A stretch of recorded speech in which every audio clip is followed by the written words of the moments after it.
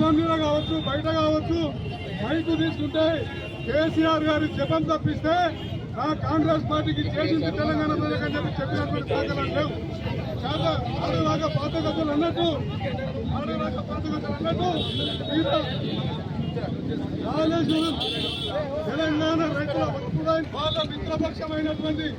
వాళ్ళ మిత్రపక్షమైనటువంటి అక్బరుద్దీన్ ఓవైసీ పార్టీ కూడా నేను అసెంబ్లీ సాక్షిగా చెప్పిండు. ముఖ్యమంత్రి గారు ఈ నివేదిక మొత్తం చదివినా నేను నీకు ఇంగ్లీష్ నాకు ఇంగ్లీష్ మంచిగా వస్తుంది మొత్తం ఇంగ్లీష్ నేను చదివినా అని ఏమున్నది ఏం లేదు. మొత్తం చదివితే మన అసెంబ్లీలో కావచ్చు బయట కావచ్చు మన పార్టీ నాయకులు కాంగ్రెస్ అందరూ వీడి దొంగ వాడి దొంగని మాటలకే పరిమితమైంది, నివేదికలు మాత్రం ఏం లేదు అని చెప్పి వాళ్ళ మిత్రపక్షం చెప్పిన విషయం గుర్తుంచుకోవాలి.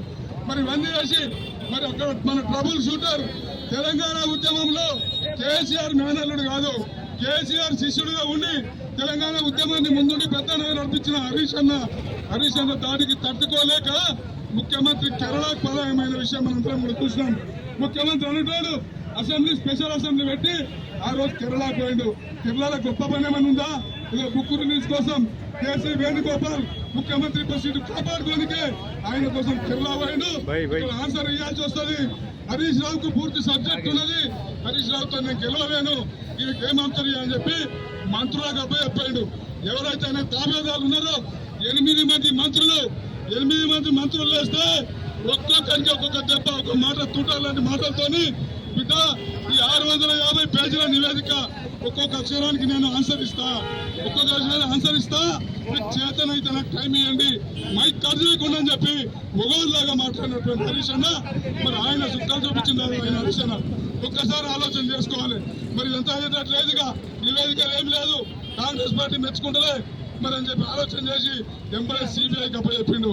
సిబిఐకి ఎవరైనా సిబిఐ బీజేపీ అంతకుముందు ఒకటే తర్వాత రేవంత్ రెడ్డి గారు పుస్తక ఆవిష్కరణ పోయిండు. కాదు మన సురవరం ఆయన కమ్యూనిస్ట్ లీడరు సంతాప సభకు పోయిండు. సంతాప సభలు ఏం మాట్లాడిండు? బీజేపీ కేంద్రంలో మోడీ వచ్చిండు, సిబిఐ ఈడీ 2 మెంబర్లు వాళ్ళు పార్ట్నర్స్, వాళ్ళు కలిసి ఏమని అని చెప్పిండు.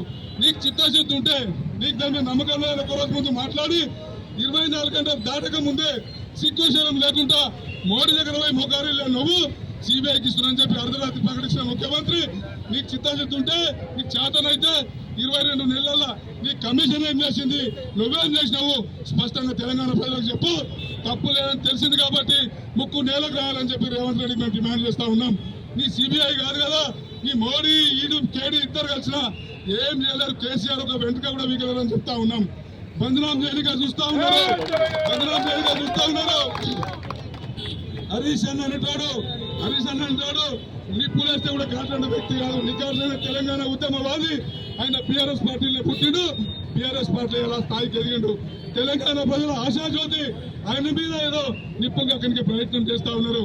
తెలంగాణ క్యాడర్ మొత్తం ప్రతి కార్యకర్త కూడా ఇలా హరీష్ అన్న వెంట ఉన్నారు. హరీష్ అన్న నాయకత్వంలో ఇరిగేషన్ ప్రాజెక్టు కట్టుకున్నాం, ఎక్కడ కూడా అవినీతి జరగలే. మీకు చేతగాలే నిరూపించలేరు. మీరు లేనిపోని అవాకు చవాకు పేలుతా ఉన్నారు.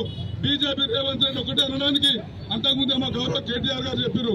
ఢిల్లీకి పోతుంటే ఏం చేస్తుండే ఆయన 54 సార్లు 22 నెలల 54 సార్లు ఏం చేస్తుండు? మోడీ కలిసి వస్తుందని చెప్పిండు. ఏం చేసిన రిజల్ట్ అంటే మోడీ కలిసి తెలంగాణకు ఒక ప్రాజెక్టు తీసుకురాలి, సంగారెడ్డికి మెట్రో రైలు తెస్తా అని చెప్పి గతంలో కాంగ్రెస్ ఆయన మాట్లాడిండు. రామ్ మందిర్ దాకా మెట్రో రైలు వేస్తాను మ్యాప్ గీసిండు.